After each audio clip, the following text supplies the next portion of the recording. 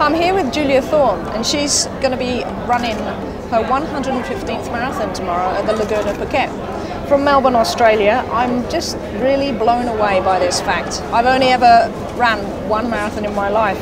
So the question I have to ask Julia is, why? How? Why? Does it hurt?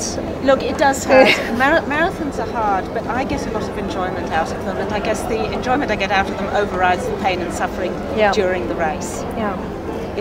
For me, it's a worthwhile challenge, and I like to do it over and over again. Yeah. So how many marathons do you run in 1 year? In a year, I've been running between 15 and 20. I started out running one a year, but I found that the more I did, the happier I was, and so I moved up to running between 15 and 20 each year.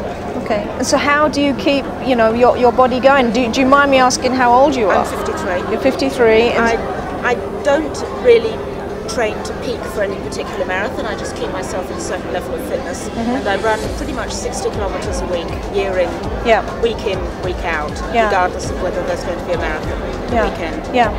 And then when you're running a marathon, do you have a time in your head, or are you consistent? Is every one roughly around the same marker? I'm fairly consistent, but I have bad days and I have good days. So I used to always run under 4 hours. 4 hours is a bit of a benchmark for the marathon. Yeah. Now I really struggle to run under 4 hours, so I have become a little bit slow with the volume I've been doing. And is this your first time running in the Phuket Marathon tomorrow? No, I ran the Phuket Marathon in 2006, the first year that it was held here. Okay. And so why have you come back? Because, well, in a way I had unfinished business. I really struggled in 2006. It took me over 6 hours. It makes a wonderful story, but it was very, very hard. Yeah. And I thought it would be nice to come back and just to see if I could run it the way I normally run marathons. Yes. I know it's going to be hard. It's going to be harder than usual, but not quite as hard as it was last time. Yeah.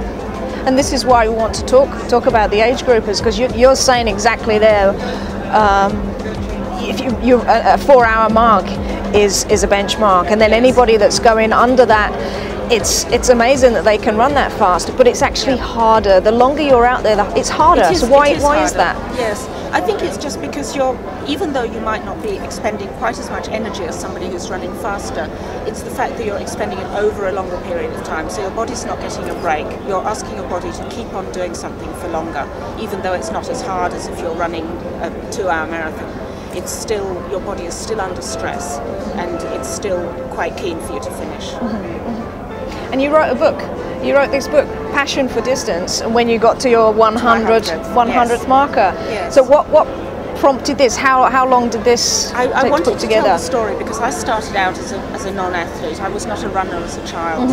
I was probably in my 30s when I started running, and I thought it's been quite an interesting story how I came from that non-athletic background, not knowing what a marathon was, and I ended up running 100 of them. I would never in my wildest dreams have expected to do that. And so I felt that the story deserved to be told. And I've travelled extensively. I've had a lot of different experiences, small marathons, large ones, cities, rural, the whole gamut of what marathon running has to offer. Okay, so standalone, what's the most scenic marathon you've ever done? I've done a couple in Austria. One I did in the Austrian Tyrol, where we ran downhill from the Brenner Pass down to Innsbruck. That was absolutely spectacular.